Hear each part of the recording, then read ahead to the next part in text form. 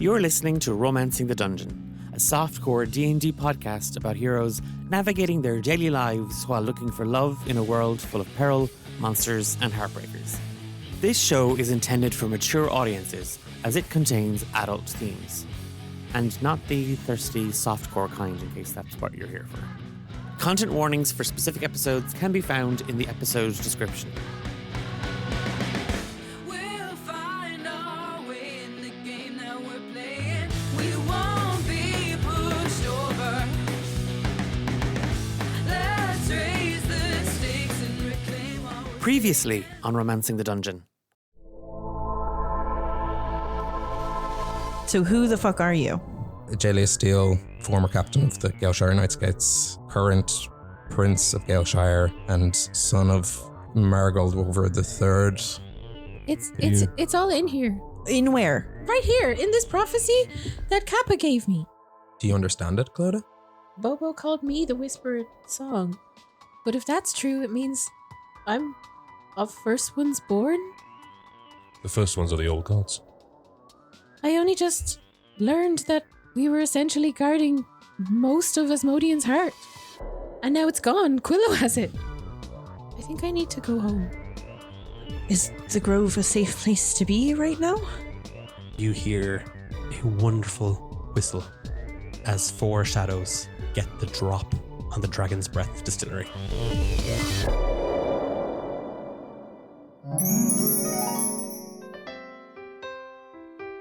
Are you lonely, miserable, or just plain horny? Well, you've taken the first step to solving your problems. At least your dating ones.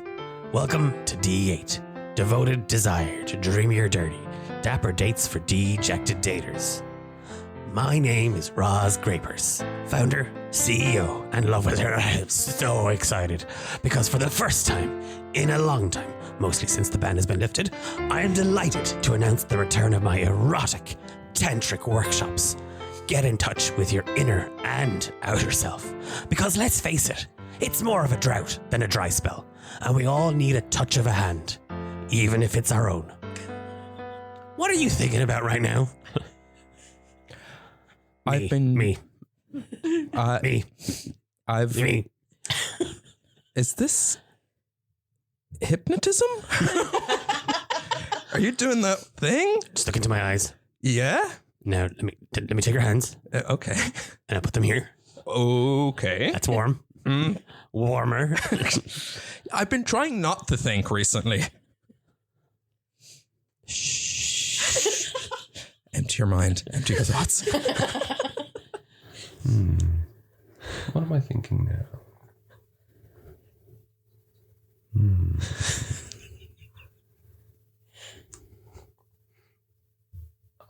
I'm not really thinking anything. It's just all vibes, really, isn't it?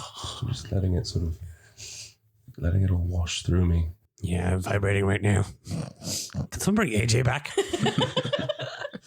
I mean, first and foremost, I'm thinking about finding Fia, but really, I'm just thinking... She's right in the other booth. Fia, come here. Fia 2, come here. My name is Clodagh. Okay, Fia 2. Hephaestus, Fia 2. No, I know we've been Fia over 2. This. Yeah, we've been over this. I want to find Fia 1.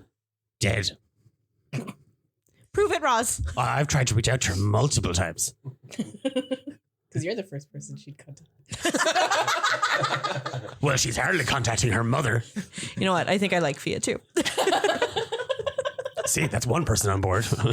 Okay, I'm making AJ because, honestly, this whole shipping thing, we're losing revenue on this.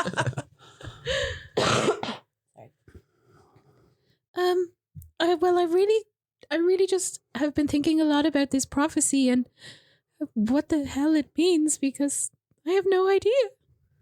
I'm so sorry. No, it's fine. I mean, it's not like the whole narrative hinges on that.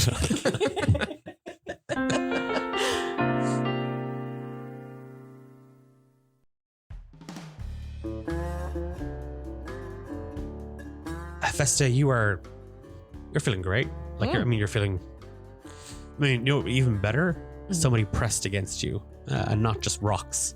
And as you, you are kind of slowly kind of coiling your way out. You're like, I'm gonna be sexy coming out of this grate, and somebody's gonna want to kiss me. You sort of snake your way kind of through the tunnel, and you can kind of hear this really sexy whistling as well. You're like, oh, that's a sexy whistle sound. And then there's a second and a third and a fourth.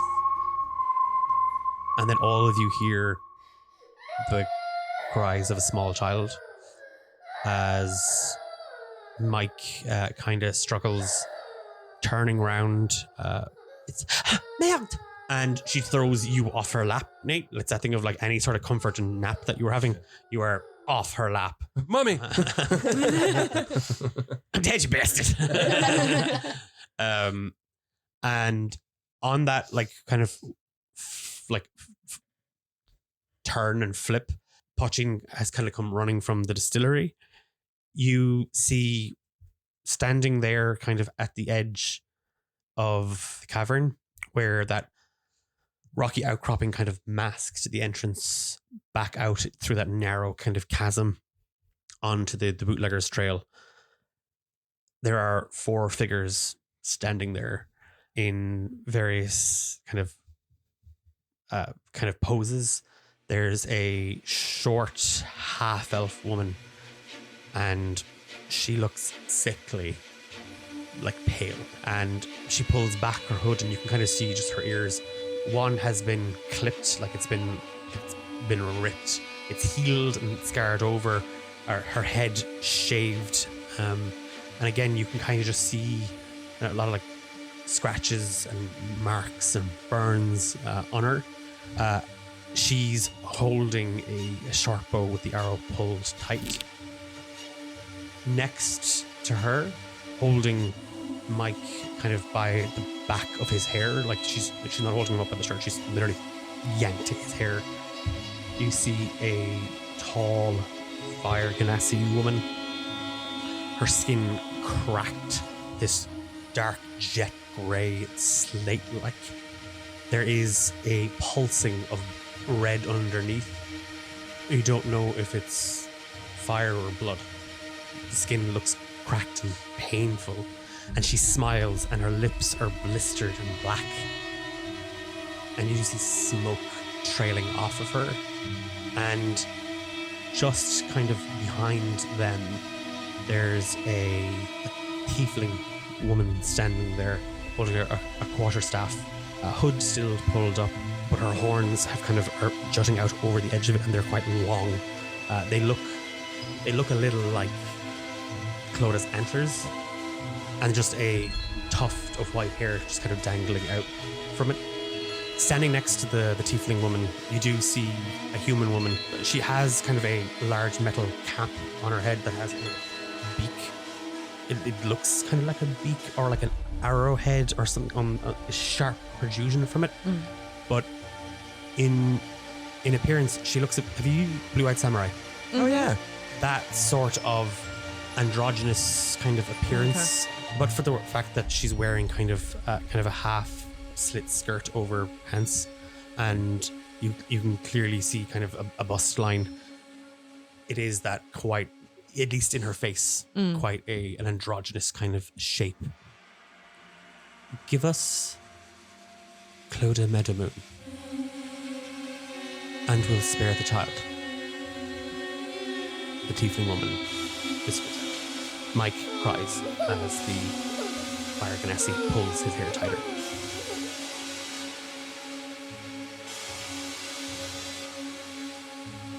As AJ will step forward and look at Clodagh to see if there's like any look of recognition, and look to the 4 shadows in front. Say, "Hi, it's me from before." He's guessing it's the same 4 people. "There's no need to hurt the kid. I'm sure we can talk this out."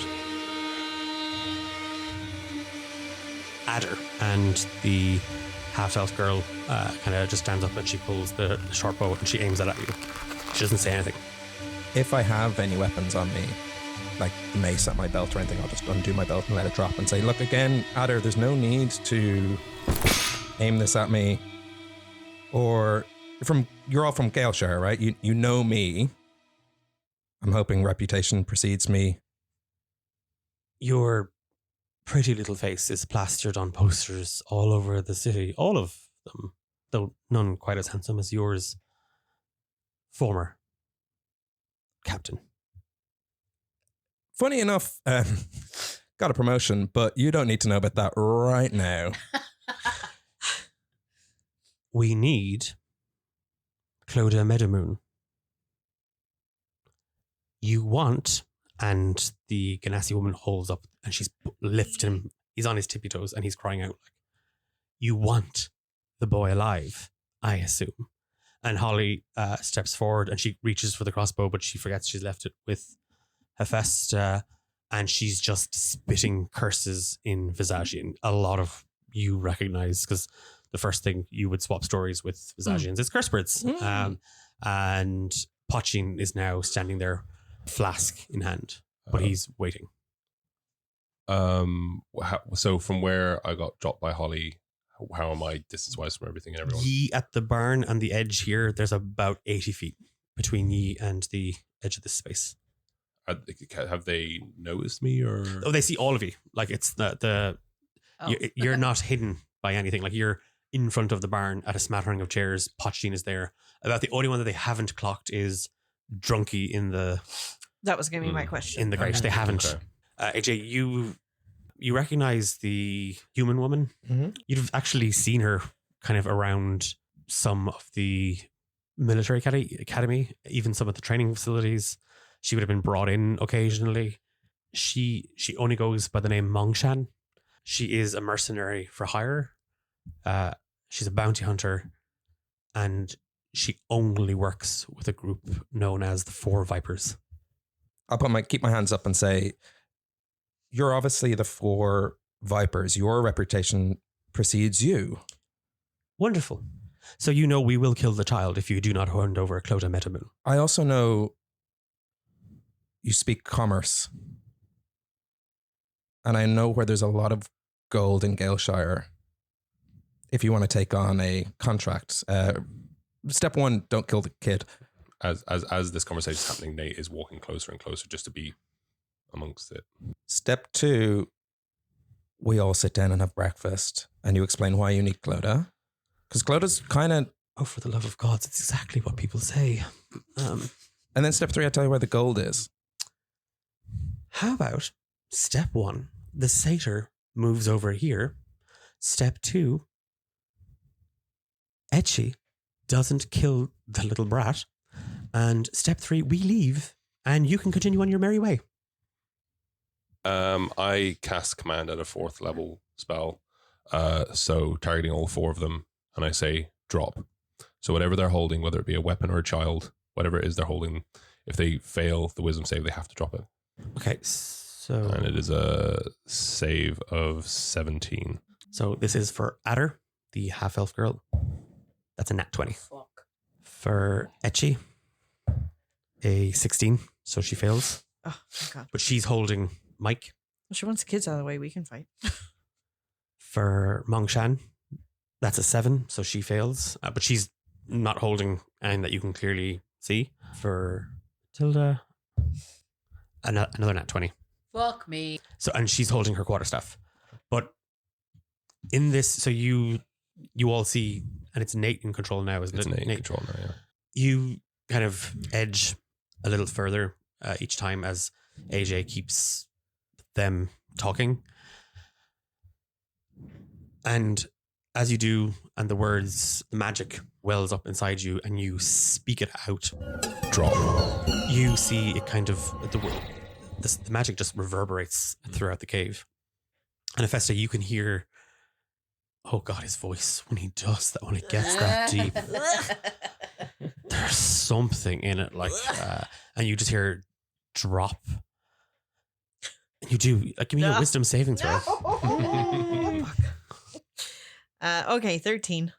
You're not carrying anything, but you do drop, like you're going straight to the ground, like, oh, whatever you say, Nate. In that, as your voice just echoes throughout the cave, you see Adder, like with the arrow pulls back, it hits her, and like she shakes and she looses the shot on AJ, and it wallops into Matilda, and again it kind of, like, it almost falls on deaf ears as she kind of just shakes her head, and like just this curl of a smile twists up around the right side of her face. Am I within 5 feet of AJ? When I walked out. You hadn't moved, and you had moved 20 feet, so no. Okay, that's fine. Yeah. Because you had stayed kind of with the distance, like if you had turned to talk. I think I said when we had that kind of silence, I guess I started approaching them hands up. So I'm probably at that 20-foot mark. I assume I'm like ahead of the group. Okay. But I'm okay to be wherever you need me to be. Okay, well, if I listen back to the tapes, then you've lied to me. I think I said I'll approach them and say, Okay. yeah. If that's the case, then yeah, I'll say you are kind of standing shoulder to shoulder. Then I'll use protection then to, I think is it, well, you have a shield and a creature you see attacks you within 5 feet. You can use your action to impose disadvantage on that attack roll. So whatever that attack roll was against AJ, where she loosed that arrow, I can impose disadvantage on that. But you have to be in 5 feet of the attacking creature? No, Or- in front of the guy that's being attacked. But how does that work? Because I'm on a- protecting him. I'm putting my shield in front. Oh, okay. Yeah. Gotcha. Okay, I haven't even made her attack yet. Oh, okay. But no, because I was describing the Yeah, four. sorry. I know, and it is again, Mongshan kind of like it hits her, like she drops the gloves that are on her hands, like that's about all she has that she's holding, and that's the way the spell kind of communicates it to her. And you do see Etchi, who was holding Mike by the hair, lets him go. He immediately scrambles and crying darts for the grate, like, and that's where he's going to throw. He's going to run. As Adder takes her shot, nat 1, she misses. Like it's that as much as she doesn't drop the thing, but it's almost like she drops the shot. Like it's the crossbow kind of tilted, it hits the ground, and the bolt jags deep into the earth, like scratching in. We are going to roll for initiative, and purely because 2 of us have taken an action, wherever we are in the initiative, that is this kind of round. Everyone else is kind of getting a go at it. Okay. AJ, Yes. what you get in your initiative? 11. Okay. Natural 20, but it would be 26. Vesta? 17. 6. I know I'd said technically that's your action, but with a nat 20, you get a free action. So we'll say that was the free action. And kind of, this is bullshit. Like these, what the fuck? Like 4 hot babes, another hot babe. One's a bit, she's still hot. Like, but it's Nate's action. I will use Channel Divinity Sacred Weapon. And then any bonus actions, then are you doing anything? No, not really. In that, then, as you kind of draw on that energy and that magic, it's like you kind of feel Ivan, it's not that he takes control, but he kind of lends his strength to yours with your short sword drawn, you're holding onto it, and you feel kind of the magic course through it, and it's just kind of almost bracing yourself for what's about to unfold as the tiefling woman just kind of have it your way, that kill all of them except the Meadow girl. Adam wants her alive. Mongshan, the human woman standing next to the tiefling, just bolts straight at you, Nate. That's a 21 to hit, and a nat 20 on a second hit. Yeah. Take 13 force damage on the first, 21 force damage on the second. As she just, arms down by her side, comes running straight at you, and just within kind of 30 feet of you, she comes to a skidding stop and just slaps out her right hand into the air, and a wave of magic just rushes from her, and immediately she punches with her left hand, and a second follows it, and both catch you kind of in the chest and in the shoulder as you feel as if someone has just punched the air out of you. Vesta, it's your action as Mike comes crawling towards you. She stands back up and just kind of starts like shuffling him behind her, and kind of shakes her head, shakes it off. Fuck Nate. And tries to kind of get back into it. Give me a wisdom saving throw, only because you see the... Yeah. 6. But a natural 1. Snake. It is that thing of it, like it hits you, Yeah. and then it's like, oh god, Nate, I have to protect Nate. And it's like you're shoving Mike at first. It's like, oh god, this poor kid, wait, he's in the way, get out of the way. You literally full meerkat out of the grate. You see Nate just get walloped by this woman. She's just punched the air. Okay, so she's shoving Mike behind her, and then I think she shoves a little too hard and just kind of like knocks him to the ground. Here's Nate sees the attack, and would I be within 90 feet of them? Like, would that be? Oh, yeah. Yeah, okay.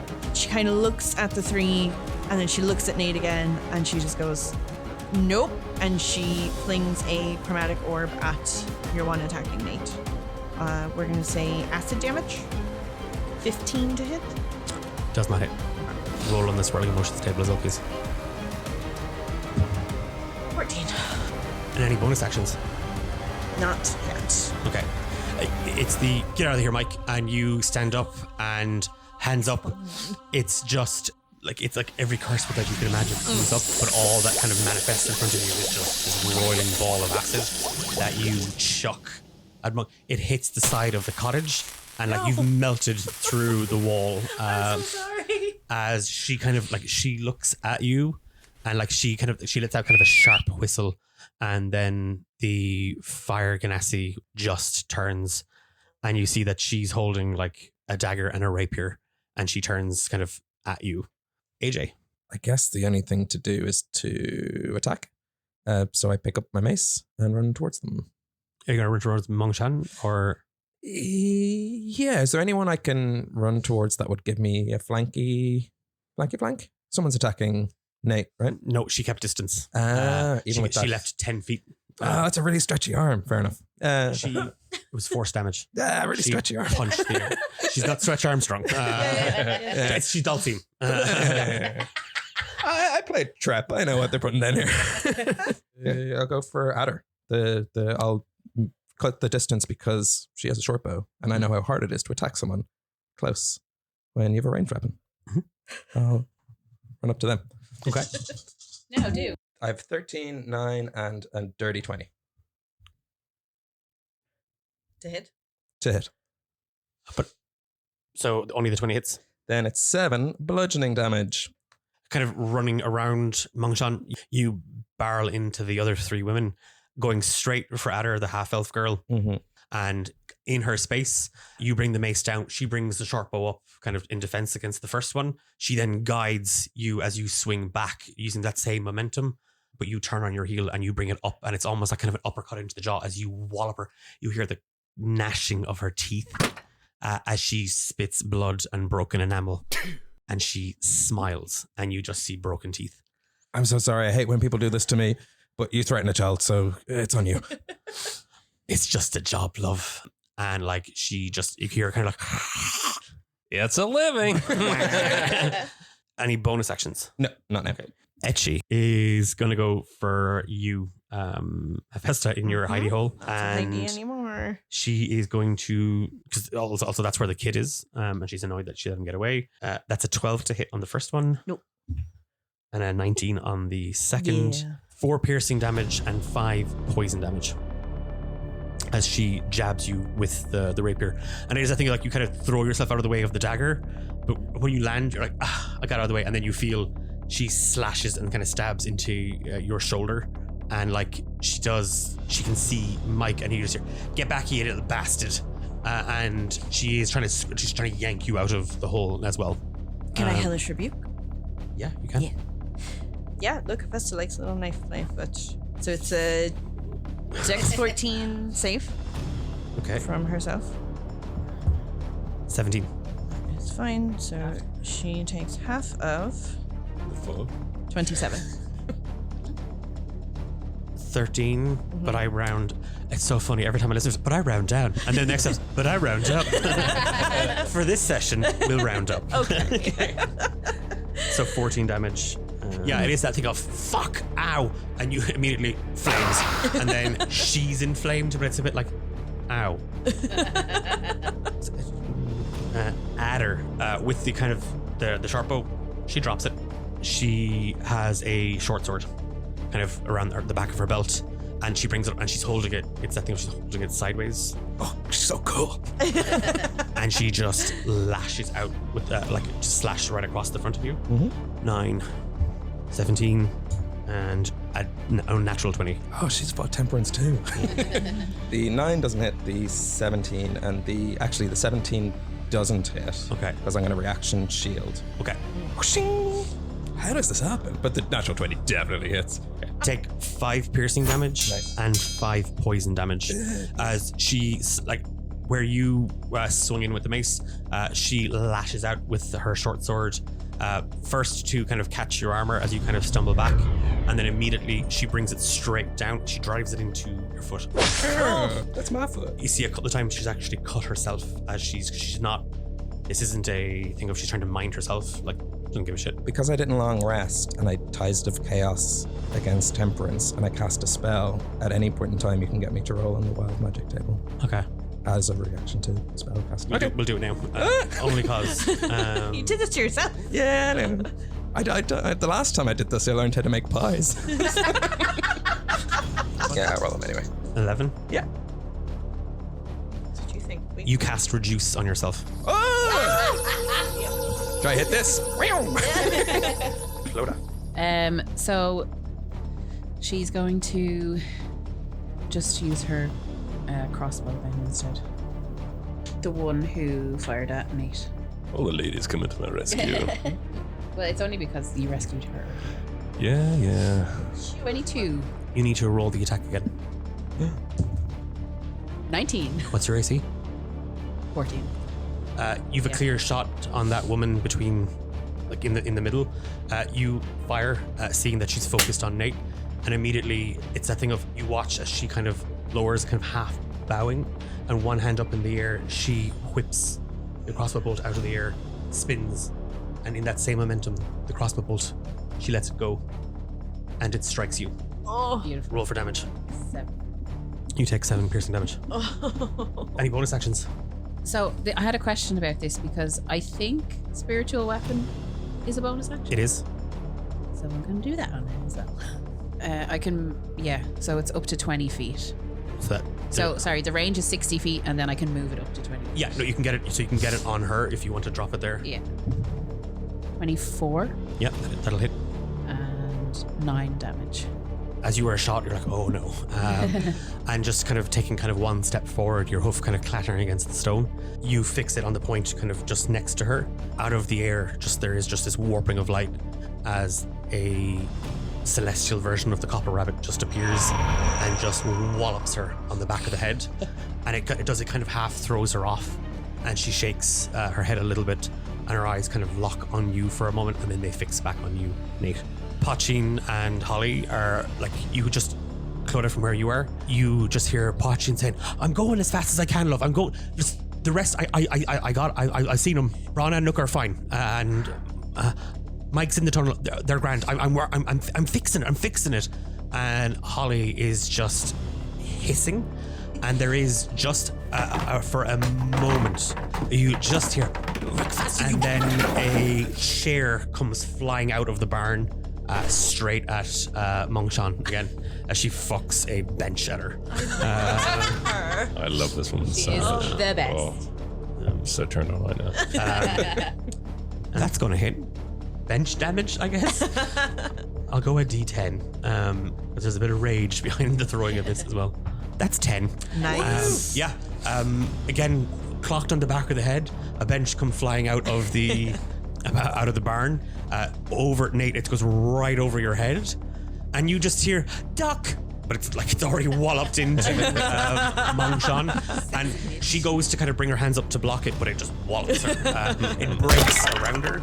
Love it. Nate, your action. So I'm going to bonus action have my Thunderous Smite on, so bonus action Thunderous Smite, and then I'm going to make 2 attacks with my Swing and a Miss, and I get +4 to these attack rolls because of my Sacred Weapon. Okay, so I'll roll for attack twice. Just laying the groundwork here. Okay, so the first one is 26, and the next one is 32 to hit. They'll both hit. Okay, and so with each, so the first one is also going to have Thunderous Smite damage, and I'm also going to do Divine Smite on both the attacks that hit. Okay. So, because I just want to take this fucker out. So that is, can I just roll all of it as one thing? Oh, and I'm doing Divine Smite at like level 4, so they're both 5d8 each. Fuck me. Yeah. Yeah, I just want to demolish this. That's 75 points of damage. Yeah. Is that 75 plus the 10 then from string and a miss, or is that 85? Oh, so 10 more, 85 damage. Oh yeah. my I God. forgot the string and a miss. Jesus. I need to make stronger bad guys. No. We are just very lucky today. No, and also she took a third of my health in that in her attack, so I'm just like, fuck you, you Fuck fucked with you, the kids, bitch. you fucked with me. You go running at her with the short sword, Mm. dazed by the clock from the back of the head from the copper rabbit, and then walloped by a bench. You drive straight, like you swing your short sword straight at her. Again, you see her hands move. She's moving incredibly slowly, but there is a depth, graceness to what she's doing, and she goes to slap the blade, like kind of in defense. It doesn't. Before she even has a chance, before her energy connects with it, it's not even smite, it's rage. Something. You don't know if it's the fact that Mike is so quiet and innocent. You don't know if it's the fact that Mike reminds you of Jess and Ike, but something snaps. He's a good boy. He's a very good boy. You slice through her hand. Where Mongshan has knocked buildings, your sword meets and cleaves through her. She doesn't have a chance to bring the back of her hand down as a reflex. As your blade hits her, she is lifted off her feet and sent flying back. AJ, Adder, and Matilda all have to make dex saving throws. Because I'm small. Does that do anything? No, you're fine. Yeah, you little shit. You little shit. Adder, sorry. Adder fails. And Matilda fails. They both take 7 damage as Mongshan's body just wallops into the both of them. They're knocked back. Mongshan's dead on the ground. Yeah, I am just gonna look up sort of ever like slowly and just like lock eyes with Adder and say, and just smile menacingly. I like that one, Matilda. And she just she's salivating as you kind of make the look at her. She kind of gets up, shakes it off, and she's looking straight at you. Hephaestus, you see somebody giving googly eyes at Nate. And it's not Clodagh. And as much as there's a lady stabbing you. That's the real problem. Yeah. Okay, so the two of them are still together, are they? Yes, and AJ Okay. still. There's kind of 5 feet. I'm going to say because they were knocked back. There's a So bit of there's 5 space feet. There's a between little them. bit of a 5 feet gap. Okay, and the one that's on top of me is how far from? About 10 feet from that whole mess. Okay, so like on a whole, it's actually all quite close. Yeah. Okay. This is so stupid. I'm going to cast Wall of Fire around the 4 of us. Okay. So ideally leave AJ out, but then the 3 of us, and then I I'm get you. too close to Yeah. avoid. They need dex saving throws, but can I bonus action heightened spell so that one creature will do the googly eye one, has disadvantage on her saving Yeah. throw. That's a 17 or a 6. Okay. So we'll go with 6. Yeah, we will.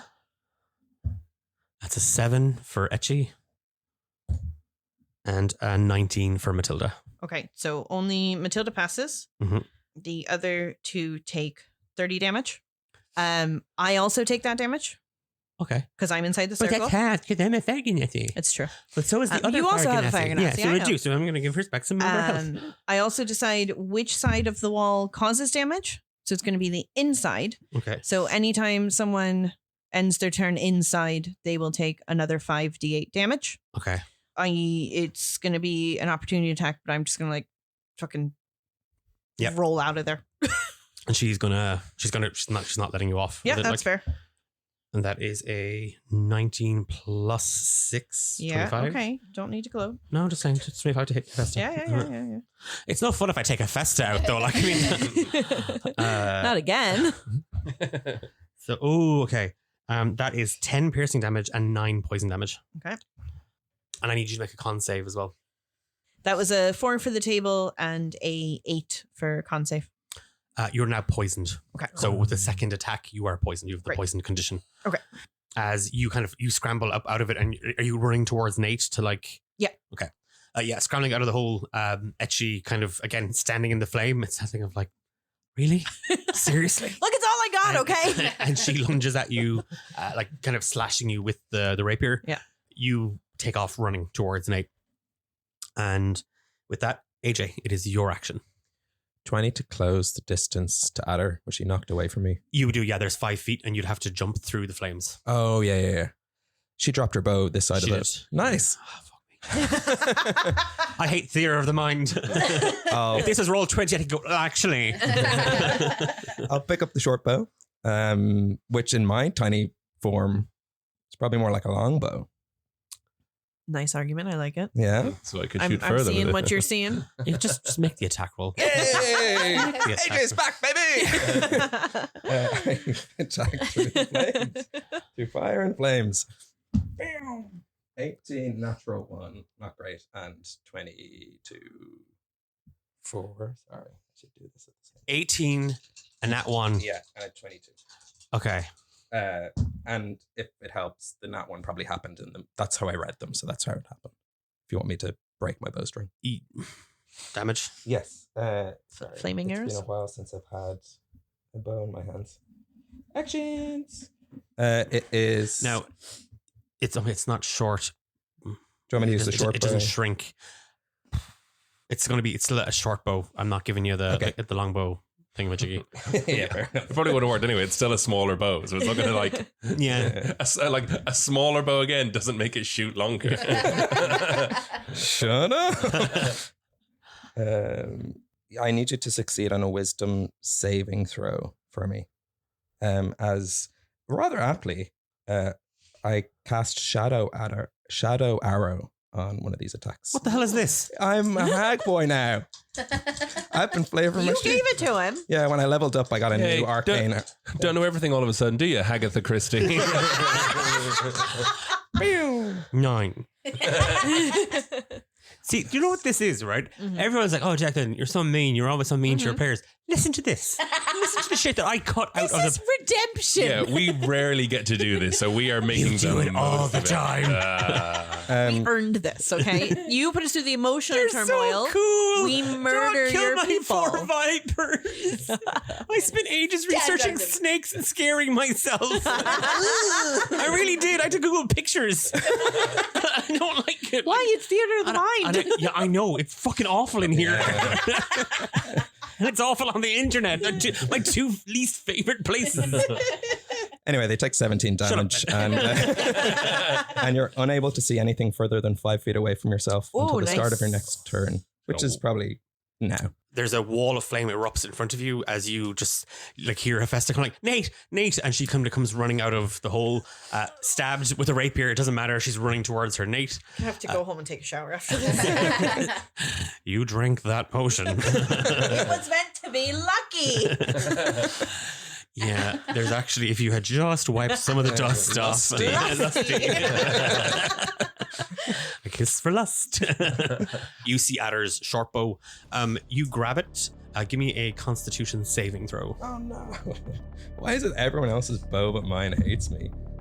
4 plus whatever, it's definitely failed. You also have the poisoned condition as a small little thorn in the middle of the bow where you grab sticks you.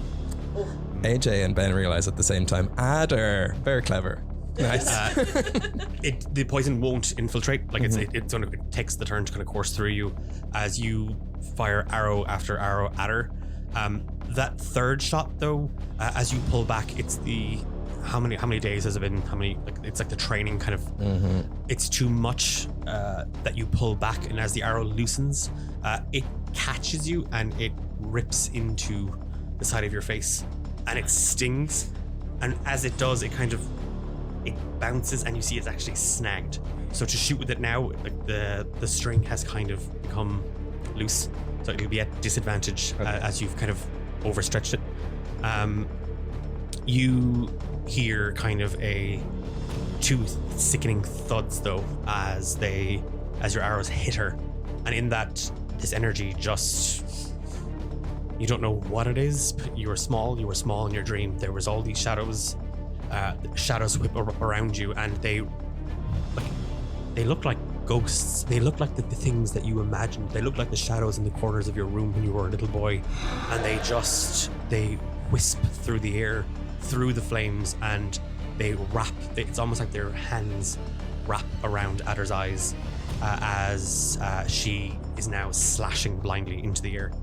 Do we see all those shadows? Well, from where you are, you see them kind of rise up and flit towards the flames. That was AJ Etchy. I need all of you to make wisdom saving throws. No. Whoever is within.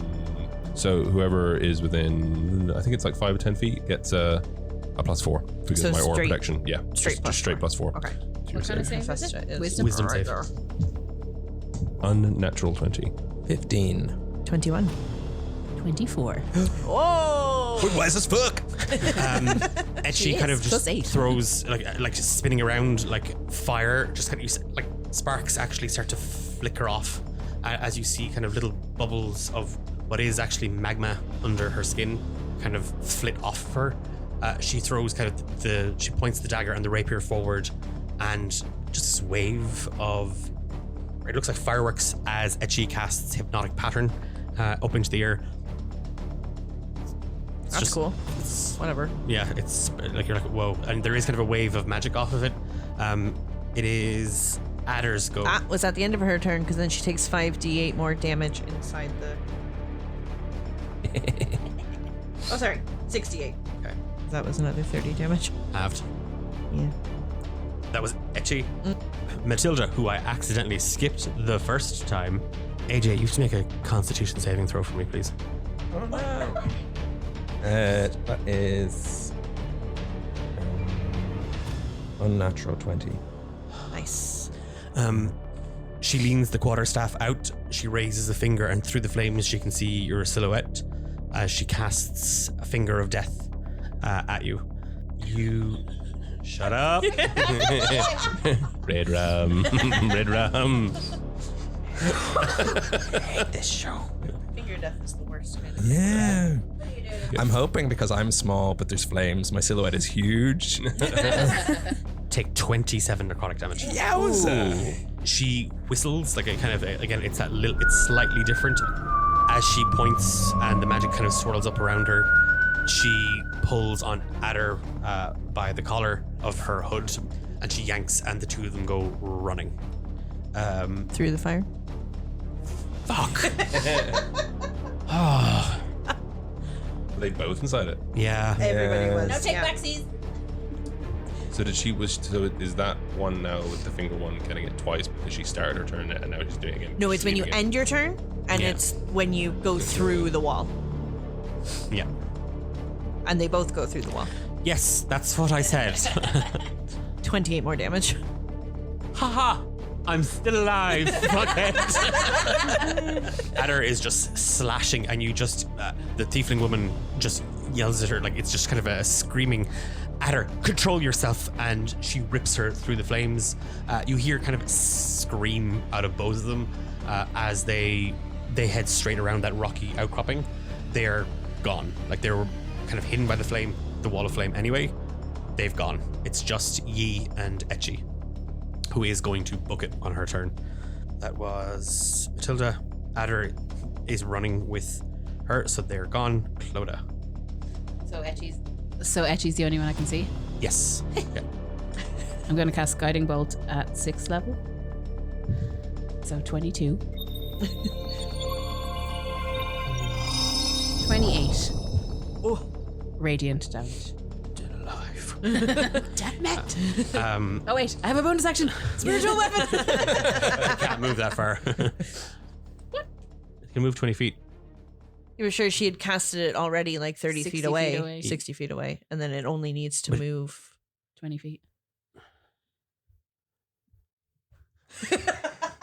Am I right? Are we right? Yeah. Is he mad? Yeah. I don't want to look. Oh, you should. It's delicious. 23. Oh, for fuck's sake. Yeah. Fine, whatever. D&D, it's great. Wonderful. 23 to hit. Yeah. Does how much damage? It's only 7. I mean, yay! It's a great collaborative storytelling game, fun for all the family. Oh, I'm not done. I've got Seeking Arrow. Find You those forgot your bitches. bow. Yeah, Clodagh, what happens to Etchy as you take her down? Yeah, she's just kind of like a fucking golf club. Is it? Are you going to kill her? Like, is it? You're going for lethal damage? Yeah. Okay. Yeah, it flies through the air, like it literally hurtles towards her, and in that momentum, it kind of rounds itself up as if it was taking a swing, and it cracks her into the side of the head. She's actually sent spinning, and there is a sickening crack that reverberates as you just hear her punching. It's ready, love. I've got it. And you just, merde! They've done it. The other bitches, they've escaped. I'm gonna go to, is it Mu? What's her name again? Mu Sheng? Mongshan. Mengsheng. I'm gonna go to Mengsheng's corpse, and I'm gonna rifle through sort of like her pockets and stuff to see if there's any information I can glean or gather. You kind of, like, as you are kind of, I'm not even gonna make her like an investigation check. She did. There's a kind of she has kind of a small kind of, under her cloak, like a little kind of side satchel. In it, there is some like small throwing knives. There's a couple of vials of what appear to be poison.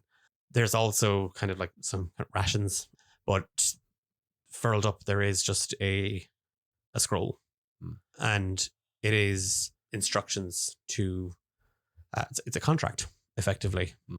Locate Hephaestus Tinderson, Ivan, Agelius Steele. Take them out. Retrieve the Metamoon girl alive. Underlined. Heavy. Thick letters. 5,000 gold pieces on safe return. Adam of Sin. Can I also take a look at those gloves that she threw off? Are they anything special? They don't appear to be. They're like, obviously for the cold. They're just kind of like they're well made. I thought they were like magical gloves for her monking. For her monking. No, they were just. Okay. There's nothing kind of about them. They're very well made if you want a pair of gloves. Yeah, why not? He's wearing lady gloves. Small hands. I'm the Harry Styles of the other realms. Okay. Ew. Don't you like my pearl necklace? Ew. Pachin comes running out with a flask, like a big old flask, and Holly is just, Pachin, they're fine. The children are fine. There's 2 dead bodies. I guess we have to get rid of those now. Oh. Well, it was an exciting start to the week. I'm just gonna, as I'm like pocketing the vials of poison, I'm gonna be like, Holly, did you see what I did? Did you see? Oh, Look at that one. I did that. Monkshaki, I was so sorry. I was in the bond throwing the bench. I saw it. Cool. You know, after I saved your son who you love, and I did, yeah, I was like, drop, and then like they all dropped it because they were so scared, and then oh yes, I heard your voice. It was so big. Yeah, Yeah, it was. Yeah. Okay. So and then I was so annoyed because it's like, that's your kid, you know, and I'm like, nobody messes with all these kids, so I just like slice and dice. She literally moves in on top of you, like she just presses herself into your space, and both her arms wrap around you. You can feel her muscles in her arms, like she literally squeezes you. She kisses you on the cheek. There is a faint smell of putching. Not putching off her breath. Like there's a little kind of like the mouthwash. She just whispers in your ear, "Oh, Mr. Nate, I think you may have," and she kind of looks over her shoulder, "an admirer in the fiery one. I can have a little word for you." Hephaestus just like drooling over both of them at this point. She's like, "That's hot. Yeah, that's hot." And she does. She kind of nudges you towards Hephaestus. As she does, you towards her, like, I think just from the hug and sort of being overcome with sort of, as she shoves me, I just sort of melt to the floor. I jump up. Okay, I'm good. I'm sorry. Mike, Brana, and Nook kind of emerge from like the barn and the grate. Mike is just a sniveling snot-nosed-faced mess, and he is just like he's clinging to his mom, and she goes, "Oh, mes enfants, oh, so brave." Bronna and Nook also have flasks, like they were getting ready to start chucking too. Come inside, we have to fix the hole in our wall. Get the bricks. Mom can start patching. And like Bronna kind of runs off back into the barn and grabs like 2 hands, like she feels like a brick in each hand. Nook kind of goes following. I'll get the cement, and they go to start repairing the house that Hephaestus almost ruined. Sorry. Fuck. They're homeschooled, and learning basic house building is part of the curriculum. Fair enough. Right. Well, AJ, it was great catching up with you. Obviously, can't really be having 4 murderesses just showing up every week. So I know you were looking for a place to lay low. Obviously, you're not laying that low here. So if you could gather your things, maybe rest up a bit, and then if you could just kindly heave the fuck out so that we don't get murdered in our sleep. Yeah, no, fair. We've kind of overstayed our welcome. I'm not saying that now at all. I'm just saying we don't want to get murdered. Yeah, we should. Does anyone need anything before we just hit the road? What is it, like 9 a.m.? Will we maybe like finish breakfast? Oh, yeah, breakfast. You know, have a minute. Having just done Right, that. well, Holly's inside fixing the cottage. I'm going back to the Jimmy work. Again, I'm not kicking you out straight away. What were you brewing inside? Oh, there's an eye on you, all right. Holly reckoned it. I mean, apologies now with the wuss remark. I just, Well, I mean, look, I think I've proved myself here today. I mean, you look like a streak of piss, but you can throw hands, lad. You can throw hands. Come in. I'll show you.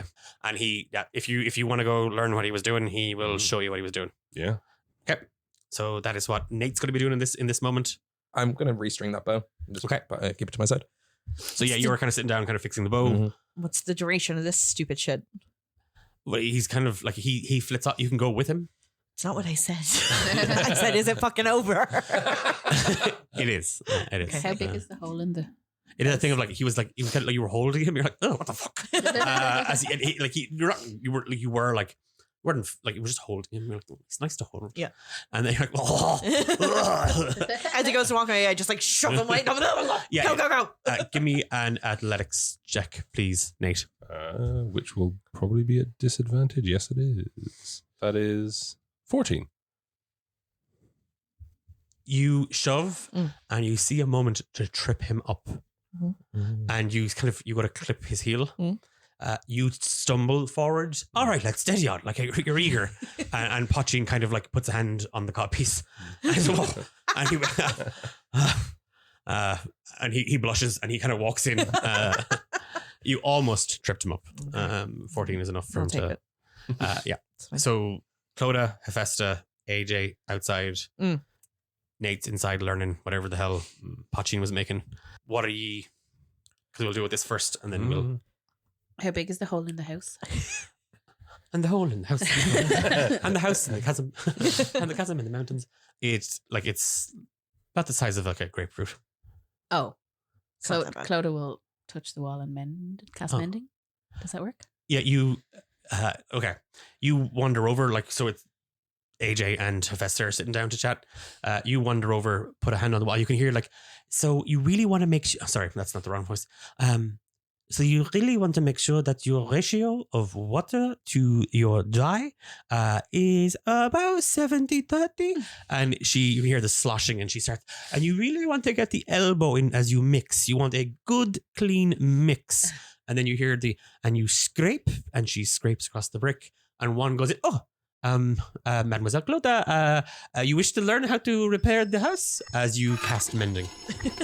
I'm sorry, I was just. Well, that's a lesson wasted, children. Why bother do anything with your hands when you can just conjure it from out of nothing? Thank you very much for ruining the days and fixing the hole in the house. A valuable learning opportunity for my broodlings. Children, you may recommence your devilment. Perhaps Miss Clodagh could learn something as the children come flocking towards you with diddlement in their eyes. With their little monsters. Are you poisoned? Oh yeah. Yeah, me too. Sorry, that's not in character. I was just the two poison people. Yeah, I sitting kind there. of forgot. Yeah. Oh, yeah. If the coffee will get that right Yeah. out of you. Yeah. Vesta, you're looking a little peaky. Oh, I got the shippy out of me. Yep. Oh yeah, me too. Yep. Did you get attacked by the lady with the bow? No, but the other one had some crazy shit going on as well. Yeah. Yeah, we should probably take it slow. Also, if Cloda's going back to the Grove alone and people are hunting Cloda, Mm-hmm. we got to figure that out. Mm-hmm. Any plans? Nope. Okay. Maybe one of us could be a decoy Cloda with us, you know? Okay. So we put ourselves in danger to make sure Clodagh gets home safe. For the good of the world. For the prophecy. That's what I and- said. Well, when you put it like that, she sounds like a selfish bitch. Yeah, it's important she gets back to the Grove. It's important we find Fia and stop the Taro and fulfill this prophecy, I guess. Fulfill the prophecy or stop the prophecy? Potato. No, those are not potatoes. Tomato. No. Yogurt. I don't know which reference. Worst. You're the worst kind of person. The prophecy might mean all the wars and the fighting and everything all over again. Do we want to fulfill that? No, I think we either stop or fulfill it. Look, I don't have a full plan. I'm just thinking like one or the other. We're clearly involved. So what? You want me to put some twigs in my hair and call myself Clodagh? Like, well, how do we? You're not tall enough to be. I was going to put the twigs in my hair. I'd never stop you. It's just a plan. Look, it's more than I have. So You'll have to just... closer. No. Eilish was nodding as you were talking. Oh, sorry. I didn't hear it. Look, I guess that's more of a plan than I have. So sorry. Yes, sorry. I know you're trying to help. Yeah. Maybe we could. Hey, Clodagh? Yeah. Could you come over here? Clodagh's currently down on all fours as the children are making pretend that she is a reindeer. Could you clop over here? She crawls up. Mash. And you hear ma from Mike as he kind of kicks you in the ribs. She's going to book them off. Give me a athletics check. 17. You send Mike flying. Brana and Nook are holding on to your antlers. Cool. She'll grab them around the waist and try and gently lower them to the ground. Okay. You manage to like wrestle the kids off and they are kind of pouting and tutting that like worst reindeer ever. At least the dragon farted. Fair enough. And yeah, you rejoin Festa and AJ. If you're heading back to the Grove and this Adam Sin person is after you, it seems dangerous and you won't have any protection. I don't know if I can go with you. I need to find Fia.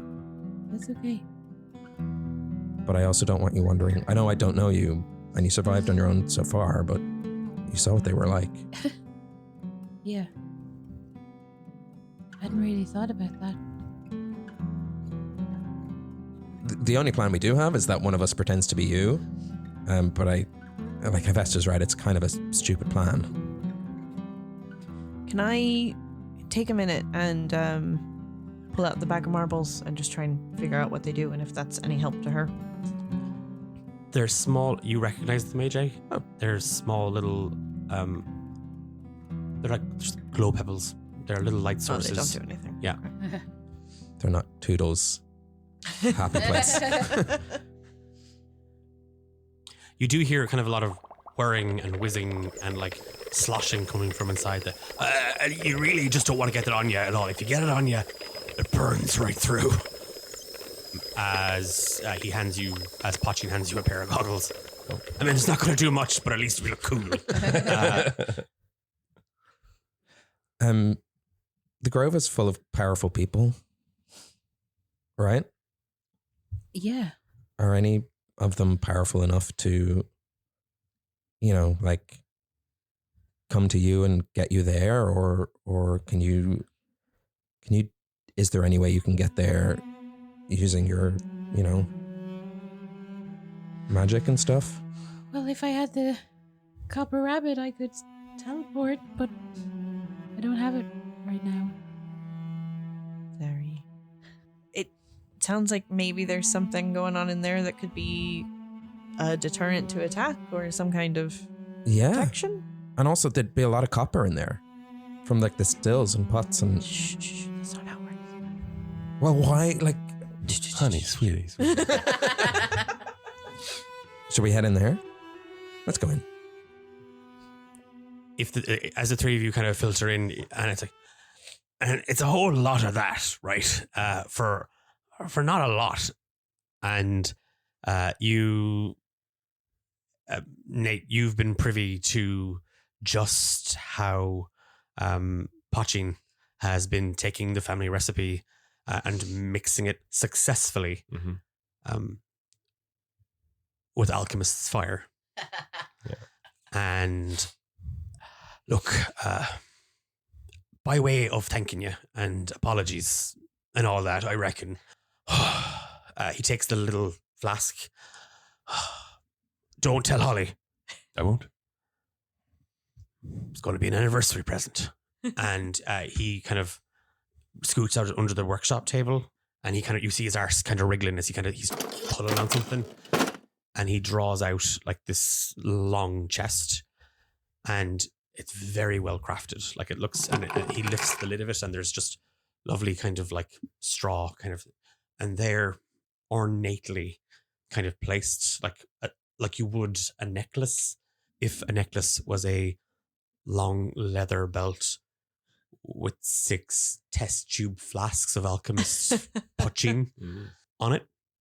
And it just says, from P to H, you're my stairway to heaven. Oh. Kind of like stitched into the leatherwork. I mean, just tell people it's a joke. And he gives it to you. So All of it. he gives you the full leather belt, 6 flasks. Great. What does this do exactly? What makes it different from alchemist fire, let's say? Well, you know the way it sticks and it burns the absolute shite out of you. Yeah. This burns the absolute shite out of everything. Like, you need a hole in a wall, this'll do it for you. You need a hole in a person, this'll do it for you. You need a quick pick me up in the morning, this'll do it for you. Just maybe smaller. A sizzle of it on your tongue and you'll be fine. You don't want to get in on you. It's very difficult to get off. So much so that actually it kind of sticks as you touch it. It sticks to what you're sticking to get the stick off. So it's extra sticky. That's the Poching part. Poching, not Poching part. And it gives you a wink. Love that for me. Right. So you're going to get packed and. Yeah. Yeah. We'll head. I'm really sorry that we let them here. Well, maybe next time just don't rave at 4 random strangers as you're you're canoodling down a hidden passageway. Clodagh just nods, knowing it definitely. I'm wasn't everyone's certain. looking at Staring straight at AJ. Everyone's looking at AJ. AJ's just looking around. Hey guys. Sees a butterfly. What? Is this self-awareness? No. Waves at the butterfly. It explodes. Everything I wave at dies. So you're Yeah, and thank you so much for. Next time I'm back, I'll bring less trouble. right. We probably won't be here though, because what the whole 2 of them got away, and I can't exactly have them coming back to And he kind of makes gestures at like and and obviously the kids. So we'll probably have to our stuff and hightail it out of here. Listen, we promised compensation. So just you guys take care of yourselves. And she reaches into her pouch and she tries to kind of keep it hidden, but she passes him 100 gold. What the fuck? She's a new person. It hurts to give away. Right, well, that'll make the moving expenses easier. Thanks for that.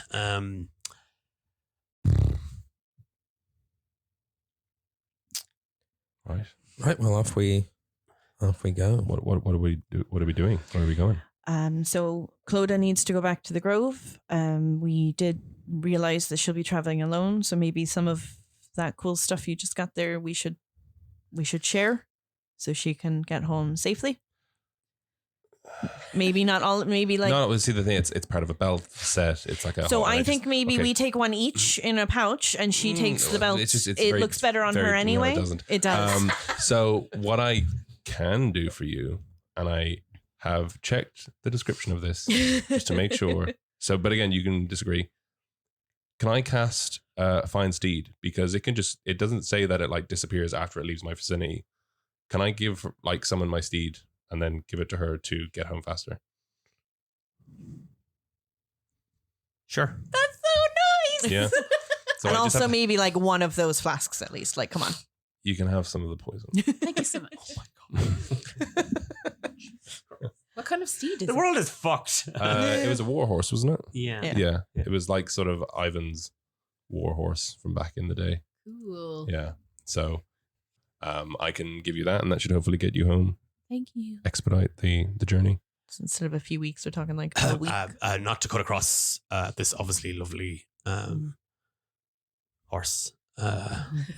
Running through. I know. When I said it, I went, "Oh God, damn it!" For Irish fans, you're welcome. For everybody else, Sorry. We're not explaining. just Google it. This Grove place, does it take in vagrants who have a penchant for mixing up brews? You know, we could really use your help. Great. Holly! And he just shouts it out, and like there is just this back and forth. They're shouting at each other in like Visagian and Common, and Visagian is Common, but it's with that harsher accent, with a little actual French words thrown in, back and forth. And AJ, you're picking up most of it. I'm gonna do fromage. They're trying to. It's that thing of they're trying to pick up like, okay, how much can we bring? What can we bring? Can the satyr girl, like, does she look like she can carry a pack? He then says, it's quite obviously, Jesus, no, we have to hide her. All right, I think we've got one of the, and then there's kind of you just hear body barrels in Visagian. No.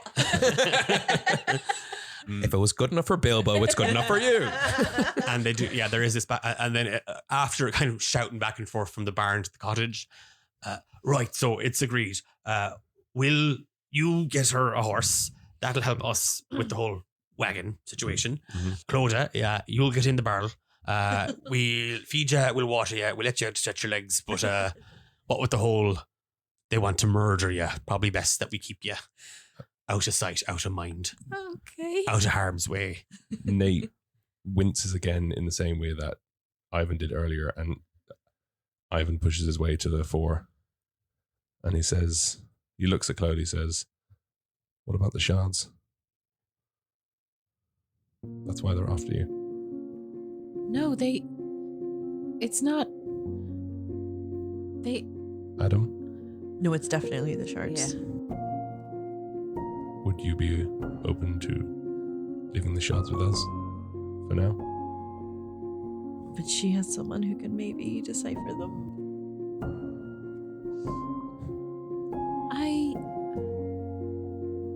I think I need to bring them with me. Because Aster will need to see. And I don't know, I feel like my friend Trep might be able to figure something out about them too. I'm worried if it means you're a target, and if they then fall into the wrong hands. I feel like this handful is the least of our worries when Quillo already has the majority of his heart. I will admit there's probably a target on my back as well. Adam's not happy with me. So do we keep it at 2 targets, or do we bring it back to 1? At least you're with the group then. Could we divide them? Maybe take half the shards if we find someone who can figure out what they're about, and then we'll meet at my parents' house in like a month. Would Clodagh know where you're? I can tell you guys, like I can tell you where they are. Seems like a good compromise. She's going to take out her tinderbox. And Oh god, do we have something to put them in? You take the shards, Clodagh, you take the tinderbox out and you shake 3 of them into. into a flask. Yeah. And it's that thing of like, with the shards kind of divided, the family kind of go about packing their stuff up. They are giving you kind of a little bit of stuff that they can't carry, so like some extra cloaks. The kids are helping kind of organize bits and pieces. With kind of what they have, there is a second passageway that AJ, you didn't even know about, as Pachin and Holly kind of move it out of the way. There is a large boulder kind of blocking it, and it's a tunnel that they lead ye and the kids and what they carry with them out. They're under like another rock kind of blocks where they're at. You know actually where you are. You're about kind of a quarter of the way into the Bootleggers Trail. You're actually, the chasm was leading you to that. You're now on the Bootleggers Trail, kind of a little deeper into it than you would realize with the way the tunnel had actually snaked through the mountain. He removes a tarp, branches that are kind of covered in snow, and he reveals kind of a wagon with some casks on it. Holly goes to like tip out what they can't carry and starts to kind of place the kids, place the belongings, puts kind of Clodagh's barrel and kind of just gives it a tap. Ready whenever you are. Yeah, she's just kind of going to look around and be like, Please be safe. and then give them all a hug. You too, Clodagh. Oh, fuck me. I don't know.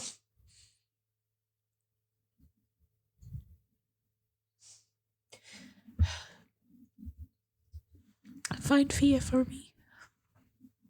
And then she's going to give, is it Ivan or Nate?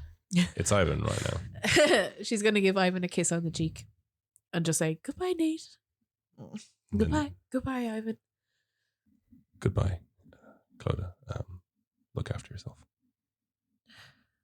Be careful. You too. I'll see you guys in a month. Then she's going to climb into the barrel. And with that, with a plan and a deadline, 1 month to unravel the prophecy and find Fia Burbage, the Stoutstone family begin to make the long journey down the trail around Galeshire City and towards the Grove. As Ivan summons a obsidian black warhorse who just kind of comes thundering over an edge of a cliffside, lands with a kind of like a cool Fast and the Furious skid. Does he have a name? Bubbles. Lord of Horses. Again, his mane, a thick kind of slate grey mane that's kind of braided with loads of kind of red thread kind of through it. Pachin gives you a kind of a whoa, and then looks at the codpiece, looks at the horse. Holly is also giving you a as they hitch the horse to it, and the kids is a thing of like, as Holly, again, crossbow on her lap, she waves as Pachin kind of salutes. The kids are at the back. They're already poking the barrel. Oh, Jesus, good luck. I expected nothing less. You just keep hearing, are we there yet? Are we there yet? Are we there yet? Are we there yet? Is there like a little hole inside, like in cartoons? They're just like, eh. And Hephaestus, Nate, and AJ, as you say farewell to Clodagh, and you begin the climb up Bootleggers Trail deep into the Dragon's Back Mountains with no clue as to where Fia is. Clodagh holding back the tears. You feel every bump, and like you hear kind of Holly give out to Nook and Brana to leave you alone. You just hear Clodagh from Mike as he just passes in like a little piece of a cupcake, like a little sweet treat into that little bowl. And you have made a friend, as Mike has found his voice. And through that crack, you can just barely see Hephaestus, Ivan, and AJ, Clodagh, before they vanish in the snow. The wagon dipping over the side of the hill and down the road. You find yourself wondering about your friends, thinking about home, and what this prophecy truly entails for all of you. We'll leave the episode there. The circle spins unbroken still through night and on against all will. Two lovers born to tear apart, to break the world and share the heart. In spite of love, in spite of hate, they weave the threads that bind their fate. A heart once whole, now cast in shards, split by the fire, burned and scarred. The smoldering flame must light the way through endless night and endless day. Twin souls lost in each other's gaze, one will lament as other plays. Near dreaming sleeps a heart on ice, the queen's shadow pays fate's cruel price. One will fade, the other too late, and through their fall the circles gave. The whispered song of first ones born, a fleeting note before the storm. She guards the path, yet marks its end, both messenger and world's last friend. Meddling forces, both veiled and sly, discarded lovers weave and lie. The house of three will fall to one, to twist the cards, obscure the sun. They watch the moons and flickering light in shifting sands where shadows blind. The one who knows all hidden deep, on quiet winds their secrets creep. The eternal bride waits, her sorrow deep, a lover stolen kindles wrath to reap. In storms of peace surveys from high, a fortress veiled neath darkening sky.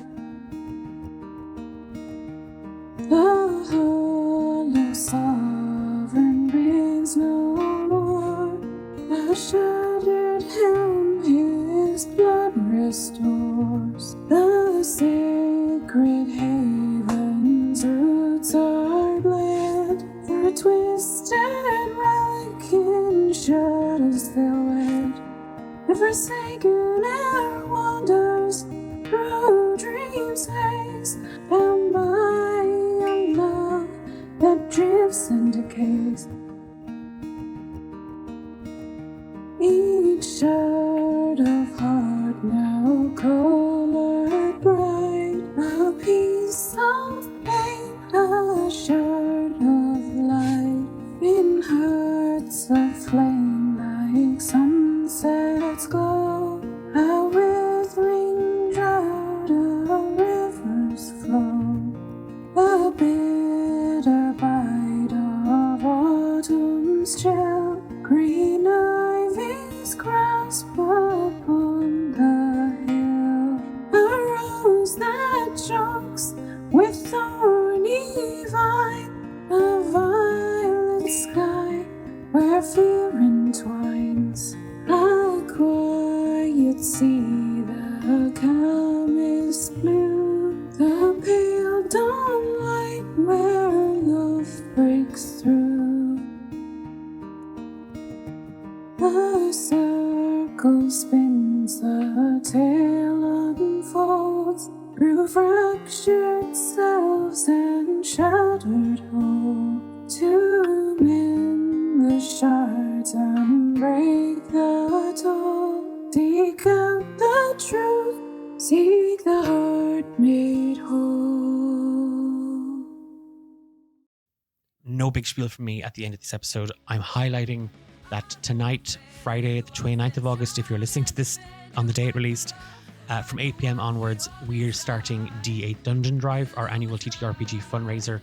It's over 48 hours of tabletop role-playing games, 80 players, 16 different GMs, all with the single goal of raising as much money as possible for Project Hope, an organization that brings medical aid and support, life-saving support, to some of the hardest hit areas in the world right now.